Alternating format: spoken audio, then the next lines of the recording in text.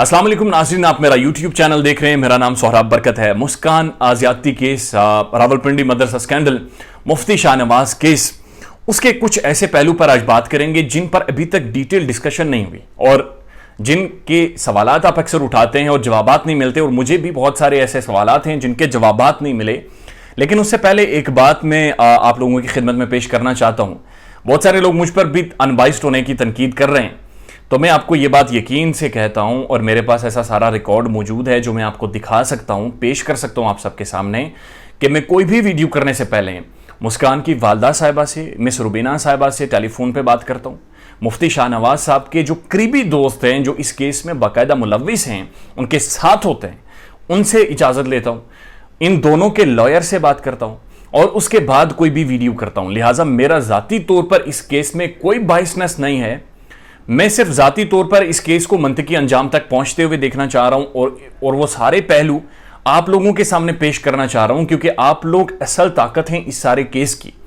इस केस की media hype है जिसकी वजह से यह केस बचा हुआ है, नहीं तो यह खत्म हो जाना था। यकीन कीजिए, अगर मीडिया इस केस को ना उठाता या मीडिया में यह केस ना चलता या अभी भी ना चले, यह केस खत्म हो जाएगा। लिहाजा थोड़ा सा बर्दाश्त करें। बाज़ औक़ात चीज़ें हो जाती हैं जो कि आपको महसूस होता है एग्जैजरेट हो गई हैं, लेकिन मकसद उनका तज़हीक किसी भी फरीक की नहीं होती। मेरी नज़र में अभी तक मुफ्ती शाहनवाज साहब मुल्जिम हैं और मुल्जिम मासूम होता है, लिहाजा उनका दामन पाक है। और मेरी तरफ से मुस्कान के साथ ज्यादती हुई है और मुस्कान की फैमिली जो भी कर रही है वो ठीक कर रही है, क्योंकि अभी उन्हें ये चीज़ें समझ आ रही हैं। लेकिन खैर, इस केस के बहुत सारे ऐसे पहलू जिन पर डिस्कशन नहीं हुई, जिनके सवालों के जवाबात नहीं मिले और शायद वो पॉलीग्राफिक टेस्ट के बाद मिलना शुरू हो जाएंगे, वो मैं आपके सामने रखना चाहता हूं। उससे पहले जो लोग नए हैं हमारे चैनल पर, इब्राहिम मेहरबानी सब्सक्राइब करें, ताकि मुफ्ती शाहनवाज साहब के केस के हवाले से जो भी अपडेट्स हों वो आप तक बर वक्त पहुंचते रहें। नंबर वन चीज़, मुस्कान और उनकी वालदा को क्यों महसूस हुआ कि उन्हें मीडिया पर आना चाहिए जब उनकी बच्ची के साथ ज्यादती हुई। हम जो मिडिल क्लास के लोग हैं या जो लोअर मिडिल क्लास के लोग हैं, हम लोग मोस्टली ये समझते हैं कि हमारी बच्ची के साथ कोई भी ज्यादती हो जाए उसके बाद चीज़ों को छुपाया जाता है। लेकिन व्हाट मेक्स देम थिंक कि जनाब ये हमें मीडिया पर लाना चाहिए, उसके बाद ही इंसाफ मिलेगा, उससे पहले नहीं मिलेगा। इस सवाल का जवाब अभी तक मुझे नहीं मिला और मैंने बहुत सारी जगहों पर पूछने की कोशिश की। और जो पहला जर्नलिस्ट है जिसको यह खबर दी गई, उसको एक पुलिस वाले के थ्रू क्यों खबर दी गई और उसके घर जाकर क्यों इंटरव्यू किया गया, यह सवाल है जिसका जवाब मुझे नहीं मिला और ना ही मुझे समझ आ पा रहा है। दूसरा अहम पहलू जिस पर अभी तक डिस्कशन नहीं हुई, दूसरा अहम पहलू यह है कि मुफ्ती शाहनवाज साहब जब उनके ऊपर इल्जाम लगा और मीडिया पर उनकी अच्छी खासी दुर्गत बनी, उसके बाद पहले वो रूपोश क्यों हुए और उसके बाद वो प्री अरेस्ट बेल पे क्यों चले गए, और उसके बाद पुलिस कस्टडी में डीएनए टेस्ट का टाइम क्यों डिले किया गया और क्यों इतना टाइम लिया गया, जबकि आपको मालूम है कि ज्यादती केस या रेप केस तब तक आप जस्टिफाई नहीं कर सकते जब तक आपके पास मेडिकल एविडेंस कोई ना हो। यह दूसरा सवाल है जिसका जवाब अभी तक मुझे नहीं मिला कि पहली चीज, जब इल्जाम लगे मुफ्ती साहब रूपोश क्यों हुए, दूसरी चीज उसके बाद एकदम से प्री अरेस्ट बेल पे क्यों चले गए, यानी गिरफ्तारी से पहले जो जमानत हो जाती है, और थर्ड चीज पुलिस कस्टडी में होने के बावजूद मुफ्ती साहब का और मुस्कान का उस वक्त डीएनए क्यों नहीं हुआ।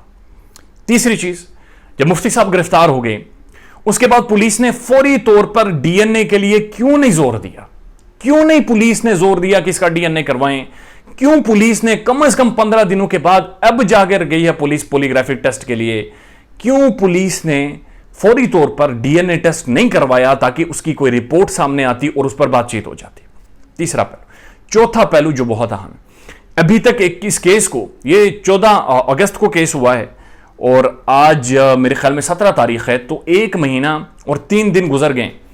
1 महीना और 3 दिन गुजरने के बाद इस केस का इस वक्त right now at this moment खुलासा यह है कि हमारे पास सिर्फ एक जेन्युइन सबूत है कि मुस्कान के साथ ज्यादती हुई है, और दूसरा जेन्युइन सबूत यह है कि मुफ्ती शाहनवाज साहब के मदरसे में मुस्कान 7 सालों से पढ़ रही हैं। तीसरा सबूत यह मुस्कान 16 साल की हैं। इसके अलावा सारे मफरूजे हैं, सारे इल्जामात हैं, सारी बातें हैं, हकीकत कोई भी एस्टेब्लिश नहीं है। बाकी सारी चीजें अभी तक मफरूजों पर मबनी है, जो कल भी चेंज हो सकती हैं, जो परसों भी चेंज हो सकती हैं, जो कभी भी चेंज हो सकती हैं।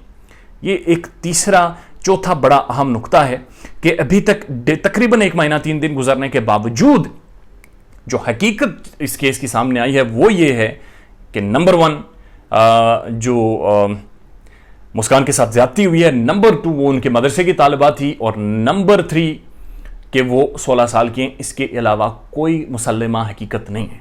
बाकी सारे मफरूज़े हैं, बाकी सारे इल्ज़ामात हैं, चाहे उनकी तरफ से लगें इनकी तरफ से लगें, हकीकत नहीं है इसमें।